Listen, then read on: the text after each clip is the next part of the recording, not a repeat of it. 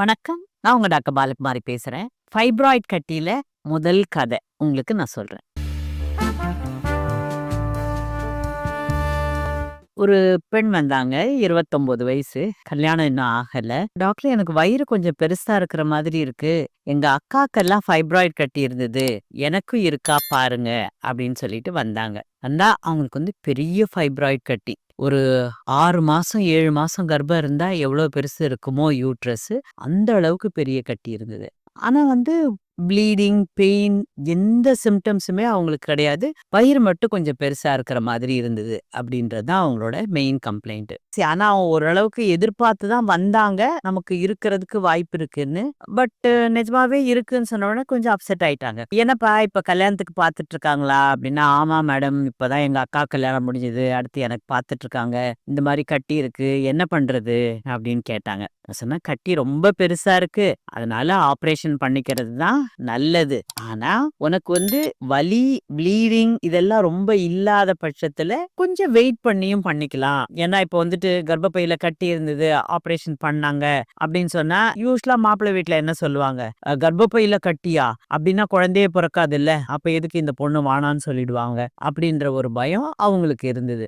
நான் சொன்னேன், நீங்க டெஃபினட்டா கல்யாணம் பண்ணிக்கலாம். கல்யாணம் பண்ணிக்கிறதுல பிரச்சனை இல்ல, குழந்தையும் பெத்துக்க முடியும். ஆனா மாப்பிள்ளை வீட்டுல சொல்லிட்டு பண்ணுங்க.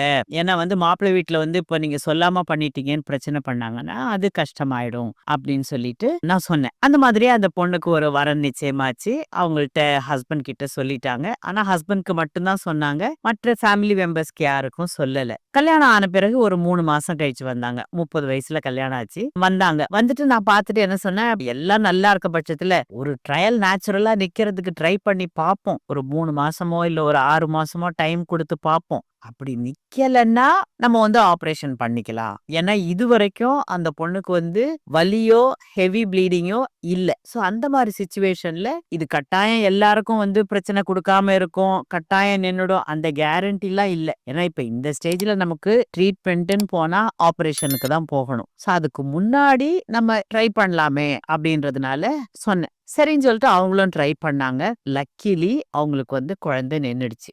ஆனா கட்டி இவ்ளோ பெருசு இருக்கு. எனக்கு ஃபர்ஸ்ட் 3 மந்த்ஸ் ஸ்கேன் பண்ணா குழந்தை இந்த இடத்துல இருக்கு. வயித்தோட மேல் பகுதியில கீழ அவ்வளோ பெரிய கட்டி இருக்கு. அவளுக்கும் பயமா இருந்தது, எனக்கும் பயமா இருந்தது. ஏன்னா அவ்வளோ பெரிய கட்டியோட கர்ப்பம் ஆகுறதுன்றது நமக்கு அபார்ஷன் ஆகிறதுக்கு வாய்ப்பு இருக்கு, குறப்பிரசவம் ஆகிறதுக்கு வாய்ப்பு இருக்கு. ரெண்டாவது வலி எல்லாமும் பிரெக்னன்ட் ஆனா இந்த ஃபைப்ராய்ட் கட்டி கொடுக்கறதுக்கு வாய்ப்பு இருக்கு. சரி, உண்டான வரைக்கும் சந்தோஷம். Let us wait and see.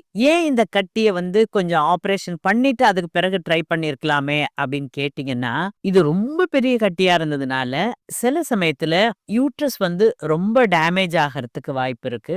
அதுக்கு பிறகு நிக்கிறது கஷ்டமாகலாம். இன்னொன்னு ரொம்ப பெரிய கட்டிய கர்ப்பப்பையில இருந்து எடுக்கும்போது கர்ப்பம் ஆன பிறகு கர்ப்பம் விரிய விரிய அந்த கர்ப்பப்பையில இருக்கிற தையல் விட்டு போய் அந்த கர்ப்பப்பையை வெடிக்கிறதுக்கும் ஒரு வாய்ப்பு இருக்கு. இதெல்லாம் இப்போ இல்ல, ஒரு 20-30 வருஷத்துக்கு முன்ன.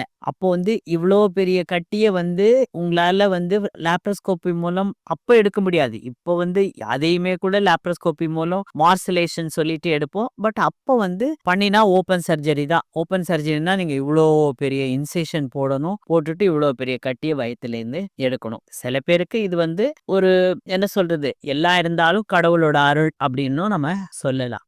கர்ப்பம் உண்டாயிட்டாங்க.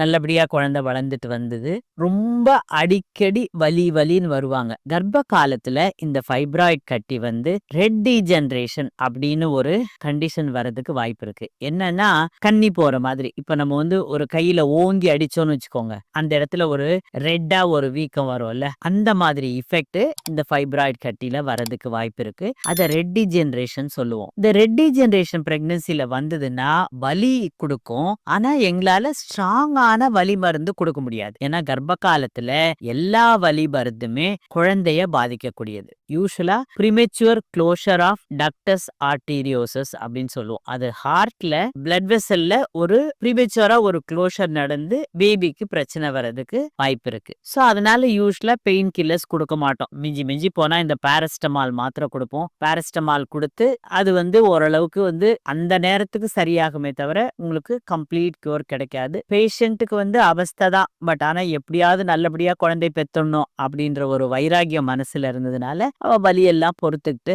அப்படியே கண்டினியூ பண்ணா. ஒரு 34 வீக்ஸ் ஆகும்போது அவளுக்கு வந்து வலி ரொம்ப தாங்க முடியல. சரின்னு அட்மிட் பண்ணி குறை மாசம் இல்லையா, இப்ப 34 வீக்ஸ். இப்ப நம்ம குறை மாசத்துல டெலிவரி பண்ணா ஸ்டீராய்டு இன்ஜெக்ஷன் போடணும். பேபியோட லங் மெச்சூரிட்டிக்காக ஸ்டீராய்டு இன்ஜெக்ஷன் போட்டு அதுக்கு பிறகு அம்மா நம்ம வந்து இது ஆபரேஷன் தான் பண்ணி எடுக்கணும். ஏன்னா வந்து குழந்தை இங்க மேல இருக்கு, கட்டி இவ்வளவு பெருசு கீழே இருக்கு, அது வழியா வர்றது கஷ்டம். சோ அதனால நம்ம வந்து ஆபரேஷன் தான் பண்ணி எடுக்கணும். என்னன்னா இவ்வளோ பெரிய கட்டி இருக்கிறதுனால சில சமயத்துல ஹெவி ப்ளீடிங் ஆகி கர்ப்பப்பையே எடுக்க வேண்டிய சிச்சுவேஷன் கூட ஏற்படலாம். என்ன டாக்டர் இது முதல் குழந்தை போய் நீங்க என்ன ஈஸியா கர்ப்பப்பையை எடுக்கலாம் அப்படின்னு சொல்றீங்களா அப்படின்னு கேட்டீங்கன்னா, அது எடுக்கணும்ன்றது நம்ம இன்டென்ஷன் இல்ல.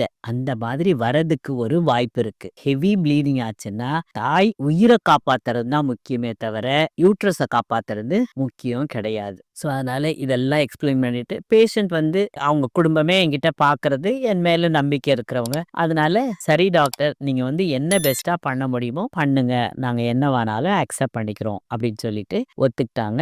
அதுக்கப்புறம் ஆபரேஷன் பண்ணி எடுத்தோம். உள்ள திறந்தா யூஸ்வலா கர்ப்பப்பைக்கு கீழே தான் வந்து ஓப்பனிங் பண்ணி பேபி எடுப்போம். இவங்களுக்கு வந்து இங்க லெஃப்ட் கார்னர்ல இருந்தது பேபி. ஒரு வழியா பேபியை டெலிவரி பண்ணோம். பேபி நல்லபடியா பொழைச்சிக்கிச்சு. மதருக்கும் நிறைய ப்ளீடிங் இல்ல, நல்லா ஆயிட்டாங்க. அவங்க திருப்பி 2 வருஷம் கழிச்சு இன்னொரு குழந்தையும் கர்ப்பமானாங்க. 2வது குழந்தை வரும்போது அவங்களுக்கு வந்து 35 வயசு கிட்ட ஆயிடுச்சு. அந்த முதல் குழந்தை பிறந்த பிறகே கொஞ்சம் இந்த ப்ளீடிங் ப்ராப்ளம், பெயின் ப்ராப்ளம் இதெல்லாம் ஆக ஆரம்பிச்சிடுச்சு. ஸோ அதனால 2வது குழந்தையோட அவங்க என்ன பண்ணாங்க, மேடம் எனக்கு இவ்வளோ பெரிய கட்டி ஏற்கனவே 2 ஆபரேஷன் ஆயிடுச்சு. அதனால 2வது குழந்தை பிறந்த பிறகு நீங்க கர்ப்பப்பையே எடுத்துருங்க அப்படின்னு சொன்னாங்க. ஸோ அவங்களுக்கு சிசேரியன் ஹிஸ்டரெக்டமி அப்படின்ற ஒரு ஆபரேஷன், அதாவது சிசேரியன் பண்ணிட்டு அந்த கர்ப்பப்பையே எடுக்க வேண்டிய சிச்சுவேஷன் ஏற்பட்டது. பேஷண்ட் நல்லாகி போனாங்க. ஸோ அதனால இது வந்து ரேர் சிச்சுவேஷன். அதாவது இவ்வளோ பெரிய கட்டியோட கர்ப்பம் ஆகி அது நல்லபடியா 34 36 வாரம் வரைக்கும் போனதுன்றது வந்து ஒரு ரேர் சிச்சுவேஷன். பட் அந்த பாசிபிலிட்டியும் இருக்குன்றது உங்களுக்கு தெரியணும். அதான். சோ கட்டி ரொம்ப பெருசா இருந்தாலும் தொந்தரவு கொடுத்தாலும் கட்டாயம் அத ஆபரேஷன் பண்ணி எடுக்கணும். சரி, இப்ப இவங்களுக்கு வந்து மருந்து மாத்திரை போல கரைக்க முடியாதா அப்படின்னு கேட்டா முடியாது. இந்த பெண் வந்து கர்ப்பம் ஆகறதுக்கு விருப்பப்பட்டாங்க. இந்த ஃபைப்ராய்டுக்கு கொடுக்கிற எல்லா மருந்து மாத்திரையுமே